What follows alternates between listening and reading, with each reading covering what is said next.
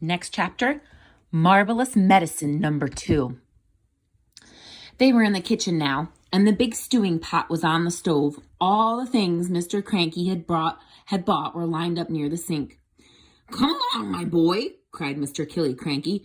"Which one did you put in first?" "This one," George said. "Golden Gloss hair shampoo." He emptied the bottle into the pot. "Now the toothpaste," George went on, "and the shaving soap, and the face cream, and the nail polish." "Keep it up, my boy," cried Mr. Cranky, dancing around the kitchen. "Keep putting them in. Don't stop, don't pause, don't hesitate. It's a pleasure, my dear fellow, to watch you work." One by one, George poured and squeezed the things into the stewing pot. With everything so close at hand, the whole job didn't take more than 10 minutes, but when it was all done, the pot didn't somehow seem to be quite as full as it had been the first time. "Well, now what do we do?" cried Mr. Cranky. "Did you stir it?" "I boiled it," George said, "but not for long. And I stirred it as well." So Mr. Cranky lit the gas under the pot, and George stirred the mixture with the same long wooden spoon he had used before. "It's not brown enough," George said. "Wait a minute. I know what I've forgotten." "What?" cried Mr. Cranky. "Tell me quick, because if we've forgotten even one tiny thing, then it won't work, at least not in the same way." "A quart of brown gloss paint," George said. "That's what I've forgotten." Mr. Killy Cranky shot out of the house and into his car like a rocket. He sped down to the village and bought the paint and rushed back again. He opened the can in the kitchen and handed it to George. George poured the paint into the stewing pot. "Aha! That's better," George said. "That's more than like the right color." "It's boiling," cried Mr. Cranky. "It's boiling and bubbling, George. Is it ready yet?" "It's ready," George said. "At least, I hope it is." "Right," shouted Mr. Cranky, hopping about. "Let's test it. Let's give some to a chicken." "My heavens alive! Why don't you calm down a bit?" Mrs. Cranky said, coming into the kitchen. "Calm down?" cried Mr. Cranky. "You expect me to calm down, and here we are mixing up the greatest medicine ever discovered in the history of the world?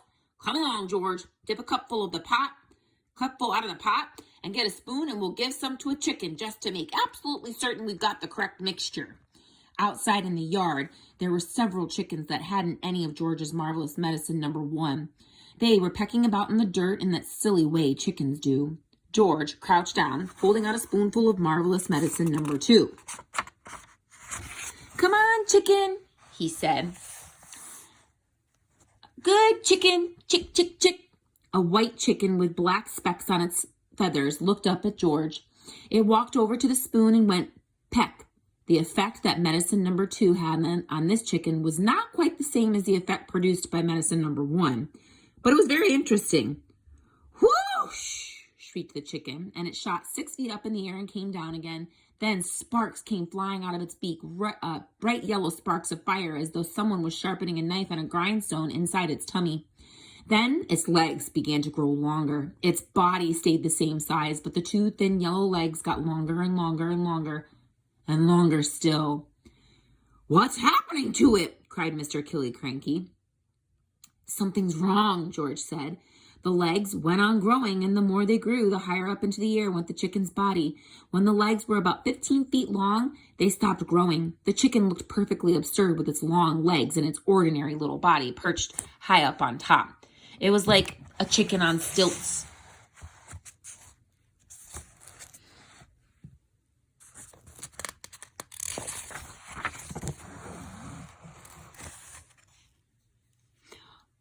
"Oh, my sainted ants!" cried Mr. Killy Cranky. "We've got it wrong. This chicken's no good to anybody. It's all legs. No one wants chicken legs."